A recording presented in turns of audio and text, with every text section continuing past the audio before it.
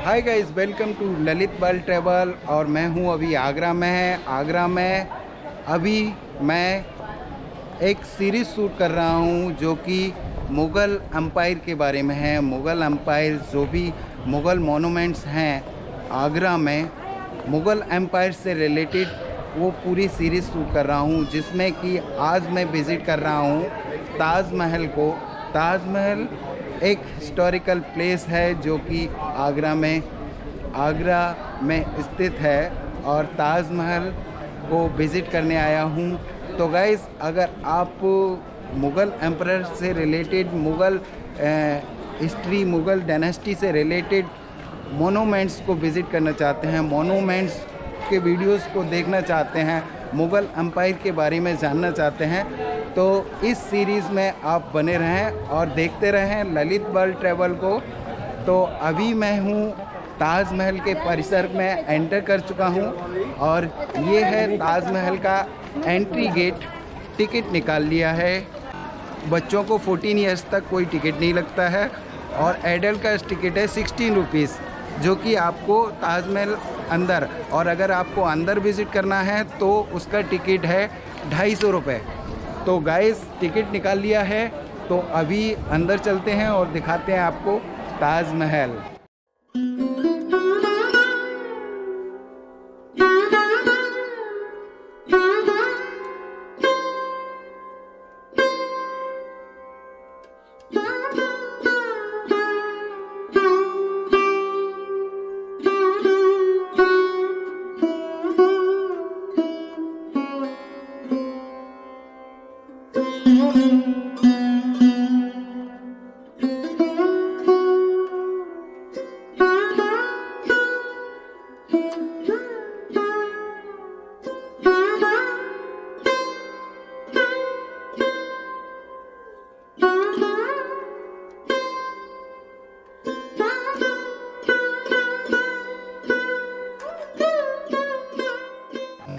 ताजमहल शाहजहाँ ने बनवाया था। शाहजहाँ जहांगीर के पुत्र थे और अकबर के पोते थे। शाहजहाँ का जो कार्यकाल था वो 1628 से 1658 तक रहा, और शाहजहाँ ने 1632 में इस ताजमहल का निर्माण करवाया था, जो कि आप मेरे पीछे देख पा रहे हैं। तो गाइस, शाहजहाँ जो थे वो अकबर के पोते थे, और ये जो गेट आपको दिख रहा है, ये गेट का निर्माण बुलंद दरवाज़ा जो कि फतेहपुर सीकरी में है, उसी के तर्ज पर करवाया गया था।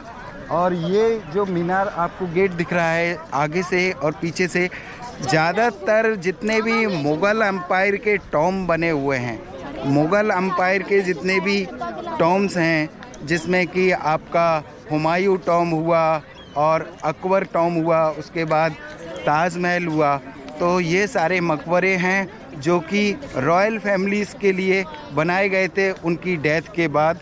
तो शाहजहाँ की वाइफ थी मुमताज़ से शाहजहाँ बहुत प्यार करते थे। शाहजहाँ की 7 वाइफ थी, जिसमें मुमताज़ चौथे नंबर की बीवी थी, और मुमताज़ की डेथ के बाद शाहजहाँ ने उनकी याद में इस ताजमहल का निर्माण करवाया था। मुमताज़ की एक इच्छा थी, जिसमें कि वो चाहती थी कि उनका भी एक टॉम बनाया जाए, उनका भी एक मकबरा बनाया जाए, जो कि हुमायूं मकबरे की ही तरह हो। तो उसी इच्छा को पूरा करने के लिए शाहजहाँ ने इस ताजमहल का निर्माण करवाया।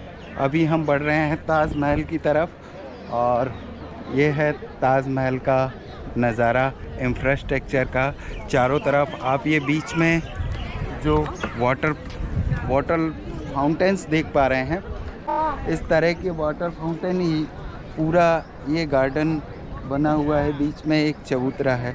इस तरह के वाटर फाउंटेन, ये नेचुरल फ्लो वाटर फाउंटेन है, जो कि पीछे जमुना जी से पानी आता था टैंकों में, और वो टैंकों के प्रेशर से, उस प्रेशर से पानी और ये वाटर फाउंटेन चलाए जाते हैं। यहाँ पर एक त्यौहार मनाया जाता है, उर्स का त्यौहार जब मनाया जाता है, तो यहाँ पर काफ़ी अच्छा 2 दिन के लिए फ्री ऑफ कॉस्ट इसको रखा जाता है और उसको मनाया जाता है। उस के समय यहाँ पर बताते हैं ये वाटर फाउंटेन्स भी चलते हैं, नेचुरल फ्लो वाटर फाउंटेन्स हैं, तो इनको चलाया जाता है। और ये जो चारबाग शैली का ये पार्क बना हुआ है, चारबाग शैली ज़्यादातर जितने भी मुग़ल टॉम्ब्स हैं, जितने भी मुग़ल बिल्डिंग्स हैं, जितने भी मुग़ल टॉम्ब्स बने हुए हैं आगरा में, दिल्ली में, वो सारे ही चारबाग शैली में बने हुए हैं। चारबाग शैली का मतलब होता है कि एक बीच में आप देखेंगे, आप किसी भी टॉम्ब पर जाएं, किसी भी मकबरे पर जाएं तो सेम इसी तरह का आपको पार्क मिलेगा, क्योंकि इसमें जो बीच का रिवर, जो बीच का जिस पानी जाने के लिए जिसमें फाउंटेन लगे हुए हैं, एक्चुअली में ये एक रिवर को रिप्रेजेंट करती है, जो कि मुग़लों का ऐसा कहना था कि इस रिवर से जन्नत का रास्ता जाता है। तो ये रिवर, ये जो एक इसमें जो पानी रहता है, पानी बहता है और वो रिवर की तरह जन्नत का रास्ता जाता है। तो इसी तरह तर्ज पर ज़्यादातर टॉम्ब्स के गार्डन्स बने हुए हैं। तो गाइस ये है ताजमहल। ताजमहल मकराना मार्बल से बना हुआ है, जो कि राजस्थान से आया था। इस ताजमहल को पहले ईंटों से बना हुआ है, उसके ऊपर मकराना का मार्बल लगा हुआ है, जो कि हाई क्वालिटी मार्बल होता है इंडिया का। इंडिया से मकराना का मार्बल काफ़ी सारी कंट्रीज़ में जाता है, काफ़ी सारी कंट्रीज़ में इसको परचेज़ किया जाता है। काफ़ी अच्छा।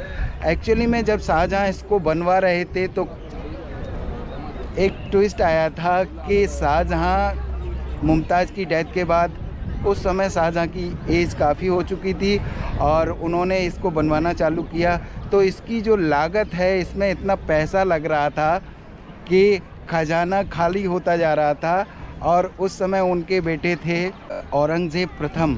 तो तब औरंगज़ेब प्रथम ने सोचा कि शाहजहाँ इस तरह अगर पैसा लगाते रहे तो हिंदुस्तानी मुग़ल सल्तनत का ख़जाना खाली हो जाएगा। और उन्होंने शाहजहाँ को नज़रबंद कर लिया, उनको कैद कर लिया, जिससे कि वो पैसा ज़्यादा इसमें ना लगाएं। तब तक ये बिल्डिंग बनके, ये टॉम्ब बनके तैयार हो चुका था। एक्चुअली में शाहजहाँ ने पहले डिसाइड किया था कि एक टॉम्ब मुमताज़ के लिए बनवाएंगे और एक टॉम्ब वो अपने लिए बनवाएंगे। वाइट टॉम्ब जो होगा वो मुमताज़ का होगा और ब्लैक टॉम्ब वो अपने लिए बनवाएंगे, जो कि जमुना जी के अपोजिट होगा पीछे। तो जब ये बन के तैयार हुआ और उन्होंने दूसरे टॉम्ब का काम चालू किया, दूसरे ताजमहल का काम चालू किया, जो कि आपको पीछे जमुना जी के पीछे दिखेगा, तो एक ही मीनार बन पाया था। और तब तक तो उस समय तक मुग़ल सल्तनत का ख़जाना काफ़ी खाली हो चुका था। तो औरंगज़ेब जो उनके बड़े बेटे थे, औरंगज़ेब प्रथम, उन्होंने उनको नज़रबंद कर लिया और नज़रबंद करके उनको 8 साल तक लाल किले में रखा, रेड फोर्ट जो कि आगरा में है वहाँ पर रखा और वहीं पर उनकी डेथ हो गई। उनकी डेथ के बाद शाहजहाँ और मुमताज़ दोनों का मकबरा इस ताजमहल के अंदर बना हुआ है, जो कि मैं आपको आगे दिखाऊंगा। तो गाइस, इस ताजमहल को बनने में लगभग 10 साल का वक्त लगा और 10 साल में 20,000 कारीगरों ने इस पर काम किया और इस ताजमहल को बनाकर तैयार किया।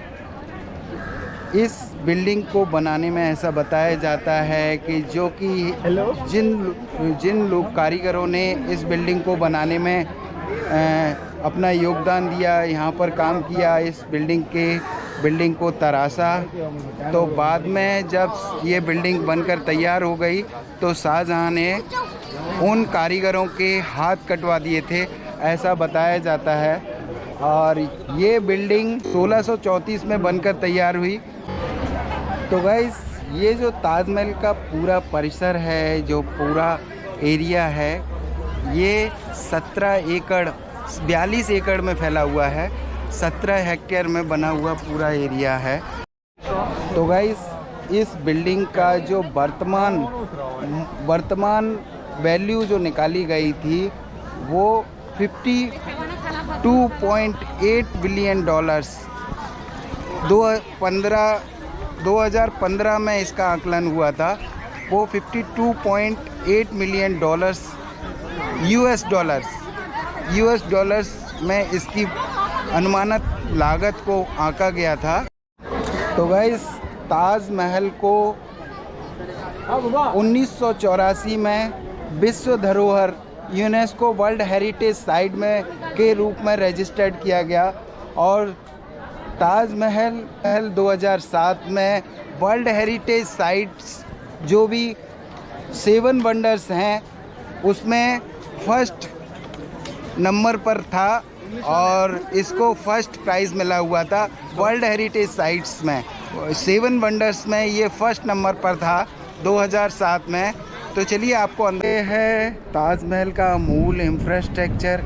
इसमें इस तरफ आपको ये मस्जिद बनी हुई है और यहाँ पर आज भी लोग नमाज़ पढ़ते हैं।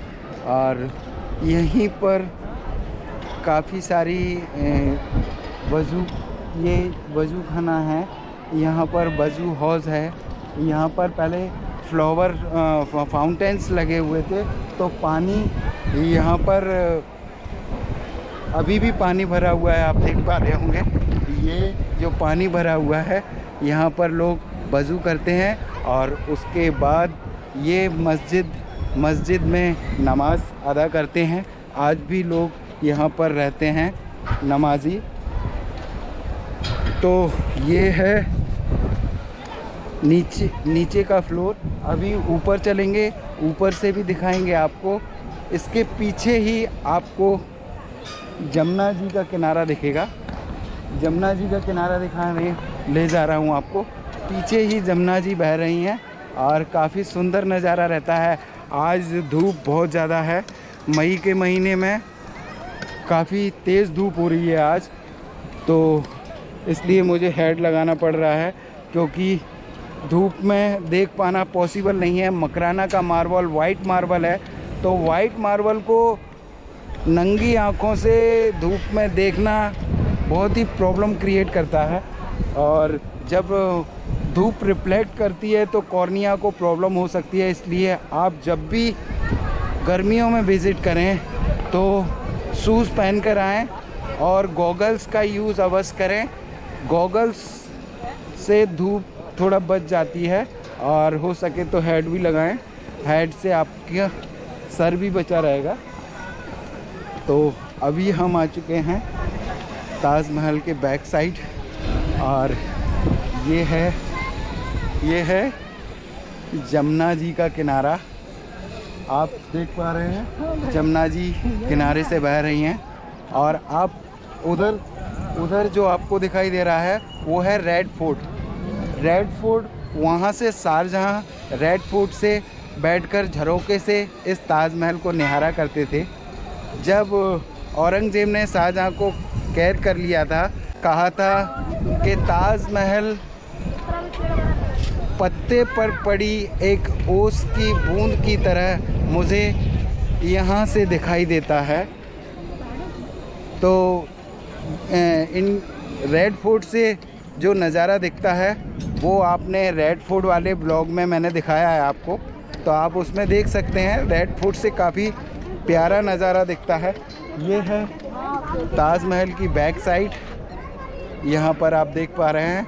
और जमुना जी जो मैंने बताया था कि ब्लैक ताजमहल जो शाहजहाँ अपने लिए बनवा रहे थे, वो शायद आपको वहाँ पर दिखाई दे रहा होगा। एक मीनार जो बना हुआ है वो ब्लैक ताजमहल शाहजहाँ अपने लिए बनवाना चाहते थे और ये ताजमहल मुमताज़ के लिए बनवाना चाहते थे। तो ये ताजमहल जब बन के तैयार हुआ तब तक खजाना खाली हो चुका था और खजाना में बहुत सारा पैसा, मुग़ल सल्तनत का बहुत सारा खजाना खाली हो चुका था। तो शाहजहाँ के जो बड़े बेटे थे औरंगज़ेब प्रथम, उन्होंने शाहजहाँ का तख्ता पलट करके उनको कैद कर लिया रेड फोर्ट के अंदर और वो खुद शहंशाह बन गए। उसके बाद इस जो नेक्स्ट जो ताजमहल बनने वाला था उसका काम रोक दिया गया और वो उसके बाद कभी नहीं बना। उसको मैंने आप नेक्स्ट ब्लॉग में दिखाया है, जो मेहताब गार्डन वाला ब्लॉग है उसमें मैंने उस जगह को दिखाया है और मेहताब गार्डन आज उसी जगह पे बना हुआ है। तो चलिए आपको और दिखाते हैं, ऊपर चलते हैं। तो गाइज़ अब हम बढ़ रहे हैं ताजमहल के ऊपर की तरफ, ऊपर वाला जो से फर्स्ट फ्लोर है, फर्स्ट फ्लोर उसकी तरफ। अभी हम ग्राउंड फ्लोर पर थे। ये है चारबाग गार्डन और वो है मेन गेट जिससे एंटर करते हैं। तो काफ़ी टूरिस्ट आज आए हुए हैं, काफ़ी ज़्यादा भीड़ है और धूप भी काफ़ी ज़्यादा है। तो चलिए चलते हैं।